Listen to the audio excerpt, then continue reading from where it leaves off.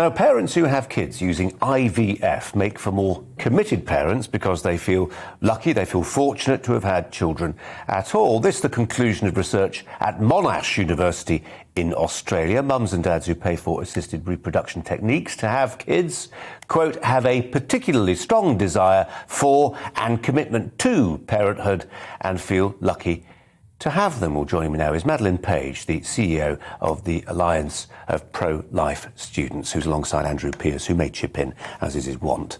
Madeline, thanks for coming in.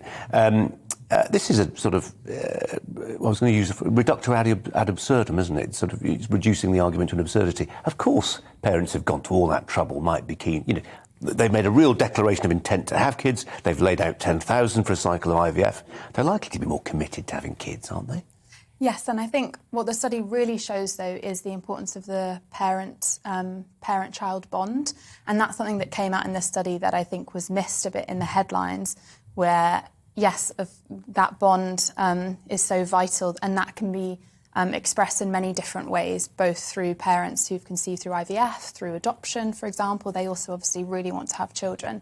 And as you alluded to, it's quite a self-selective group, because the study also showed that people who were in a better family financial situation were more likely to do better in their lives, in the way that this survey was sort of analysing that.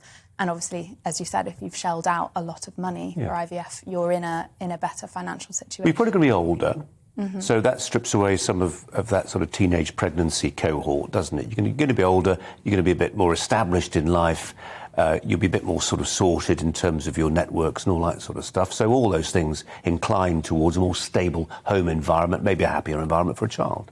Definitely, yes. And I struggle with it, though, because I don't think that IVF is moral from that point of view. And so I think what's interesting about this study is how it's going to be used. Are we going to use it to promote IVF as a form of conception of children? Or is it more to promote what is best for the child in terms of the way that that child was brought up, rather than focusing so much on the way that that child was conceived?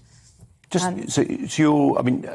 come on to it if we have time, the sort of the argument against IVF, and it's a theological argument to a great degree, isn't it? But there are some countries now in Europe, Hungary being an obvious example, and Hungary's, throwing a lot of money at the idea of encouraging its people to have children.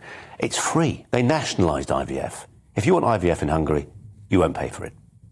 I mean, some countries are going the whole hog, aren't they, to push this thing through?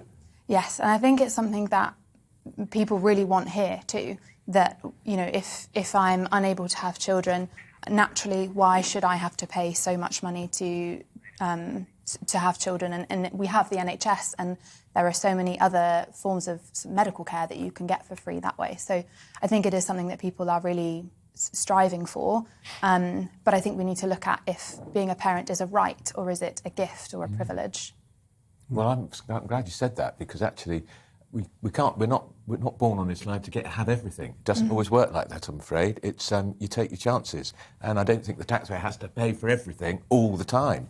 So I'm very sorry if some people can't afford IVF, but go and adopt a child. There's lots of them. We've got to leave it there.